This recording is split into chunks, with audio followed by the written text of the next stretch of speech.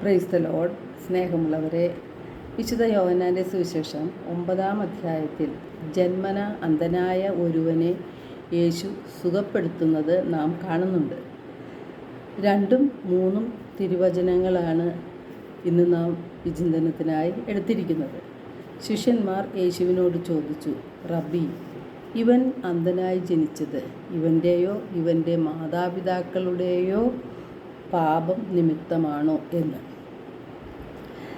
യേശു മറുപടി പറഞ്ഞു, ഇവൻ്റെയോ ഇവൻ്റെ മാതാപിതാക്കളുടെയോ പാപം നിമിത്തമല്ല, പ്രത്യുത ദൈവത്തിൻ്റെ പ്രവൃത്തികൾ ഇവനിൽ പ്രകടമാകേണ്ടതിനാണ്. നമ്മുടെ അനുദിന ജീവിതത്തിലേക്ക് കടക്കുമ്പോൾ ശിഷ്യന്മാരെ പോലെ നമുക്കും പല സംശയങ്ങളും ഉണ്ടാകാം. നമ്മുടെ ജീവിതത്തിലേക്ക് ഒരു ദുഃഖമോ ദുരിതമോ ഒരു മാരക രോഗമോ അല്ലെങ്കിൽ അപ്രതീക്ഷിതമായ ഒരു മരണമോ ഉണ്ടാകുമ്പോൾ നാം എല്ലാവരും ചിന്തിക്കാറുണ്ട്, എന്തുകൊണ്ട് ഇതിങ്ങനെ സംഭവിച്ചു? ചെയ്തു പോയ പാപത്തിൻ്റെ ഫലമാണോ ഇത് എന്ന് നാം എല്ലാവരും ചിന്തിക്കാറുണ്ട്. നന്നായി പ്രാർത്ഥിക്കുന്ന ഭക്തനായ അല്ലെങ്കിൽ നല്ല ജീവിതം നയിക്കുന്നു എന്ന് നാം പറയുന്ന വ്യക്തികൾക്ക് ഒരു പ്രതിസന്ധി ഉണ്ടാകുമ്പോൾ, ഒരു തകർച്ച ഉണ്ടാകുമ്പോൾ ദൈവം എന്തുകൊണ്ട് ഇത് അനുവദിച്ചു? ദൈവം ഒന്നും കാണുകയും അറിയുകയും ചെയ്യുന്നില്ലേ എന്ന് നാം ചിന്തിക്കാറുണ്ട്. പ്രാർത്ഥിക്കുന്നതുകൊണ്ട് വലിയ ഗുണമൊന്നുമില്ലല്ലോ എന്നുള്ളൊരു നിഗമനത്തിലേക്കും നാം എത്തിച്ചേരാറുണ്ട്. പാപത്തിൻ്റെ അനന്തരഫലമായിട്ടാണ് നമ്മുടെ ജീവിതത്തിലേക്ക് സഹനങ്ങൾ ഉണ്ടാകുന്നത് എന്നുള്ള ഒരു ധാരണയാണ് ഈ ചിന്തകൾക്കെല്ലാം പിന്നിലുള്ളത്. പാപത്തിൻ്റെ അനന്തരഫലമായി സഹനങ്ങൾ ഉണ്ടാകാം. എന്നാൽ മനുഷ്യൻ്റെ എല്ലാ സഹനത്തിന് പിന്നിലും അവരുടെ പാപമാണ് എന്ന് നാം ചിന്തിക്കരുത്. അവരുടെ പാപമല്ല എന്ന് യേശു വ്യക്തമാക്കുകയാണ്.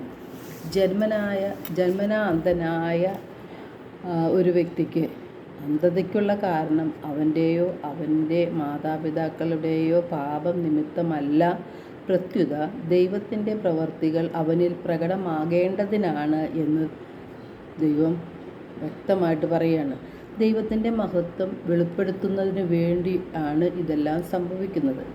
യേശു ലോകത്തിൻ്റെ പ്രകാശമാണെന്ന് തെളിയിച്ചതാണ് അന്ധനായ മനുഷ്യനെ സുഖപ്പെടുത്തി കാണിച്ചു തന്നത്. നാം ബൈബിളിൽ പല അത്ഭുതങ്ങളും കാണുന്നുണ്ട്. ശതാധിപൻ്റെ ഭൃത്യൻ സുഖപ്പെട്ടപ്പോൾ ശതാധിപൻ്റെ വിശ്വാസത്തിന് യേശു വിലമതിച്ചു. അതുപോലെ രക്തസ്രാവക്കാരി സുഖപ്പെട്ട നിമിഷം അവളുടെ ഹൃദയത്തിൻ്റെ ദൃഢമായ വിശ്വാസം യേശുനാഥൻ കണ്ടു. പാപിനിയായ സ്ത്രീയെ പാപത്തിൽ നിന്നും മോചിപ്പിച്ചപ്പോൾ അവളുടെ ഹൃദയത്തിലെ അനുതാപവും യേശുവിനോടുള്ള സ്നേഹവും യേശു കണ്ടു. അപ്പോൾ എല്ലാവരുടെയും ഹൃദയവും വികാരങ്ങളും കാണുന്നവനാണ് നമ്മുടെ ദൈവം. നമ്മുടെ ജീവിതത്തിലുണ്ടാകുന്ന ഓരോ സഹനത്തിന് പിന്നിലും ദൈവത്തിന് ഓരോ പദ്ധതിയുണ്ട്. ഒരുപക്ഷെ പാപാവസ്ഥയിൽ കഴിയുന്ന നമ്മെ ദൈവത്തിങ്കിലേക്ക് തിരിക്കുവാനായി സഹനങ്ങൾ നമ്മുടെ ജീവിതത്തിലേക്ക് ദൈവം അനുവദിച്ചു എന്ന് വരാം. അപ്പോസ്തല പ്രവർത്തനം 17:27 തിരുവചനം പറയുന്നു, ഇത് അവർ ദൈവത്തെ അന്വേഷിക്കുന്നതിനും ഒരുപക്ഷെ അനുഭവത്തിലൂടെ അവിടത്തെ കണ്ടെത്തുന്നതിനും വേണ്ടിയാണ്. അപ്പോൾ ദൈവത്തിൻ്റെ പദ്ധതിയെക്കുറിച്ച് നാം അറിഞ്ഞിരിക്കണം. ദൈവം നന്മയെ ചെയ്യുകയുള്ളൂ.